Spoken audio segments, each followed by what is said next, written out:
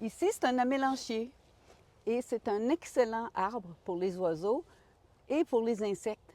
C'est un des premiers arbres à fleurir au printemps. Alors, tous les insectes qui éclosent ou qui sont ici au printemps, qui sortent, ils vont tout de suite aller manger du nectar et du pollen dans cet arbre-là. Et les oiseaux insectivores qui arrivent ont de la nourriture en même temps à cause des insectes.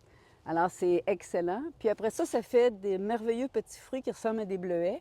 Et on n'arrive jamais à en manger parce que les oiseaux les mangent avant nous autres.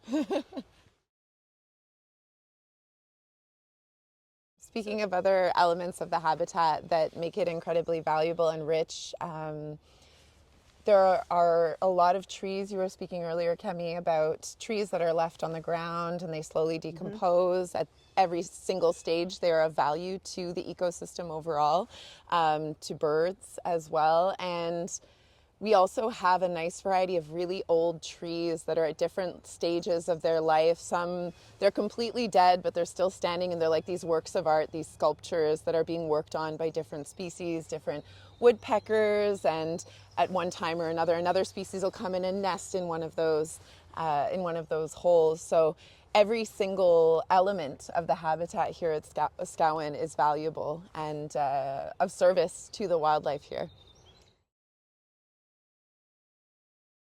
Et un automne, j'étais venue ici, il y a 2 ans à peu près, et c'était une année particulièrement bonne pour les champignons. Il y avait une variété de champignons ici à cause des vieilles souches par terre, à cause du bois mort. C'était fantastique. J'ai pris plein de photos. Alors, il y a une très bonne diversité de champignons. Mais c'est pas chaque année, les champignons. C'est pas les mêmes espèces. Puis quelqu'un qui serait un spécialiste des champignons puis qui viendrait ici, je pense que vous pourriez avoir un inventaire surprenant dans ce milieu ici. Sans doute. Oui, oui. Yeah.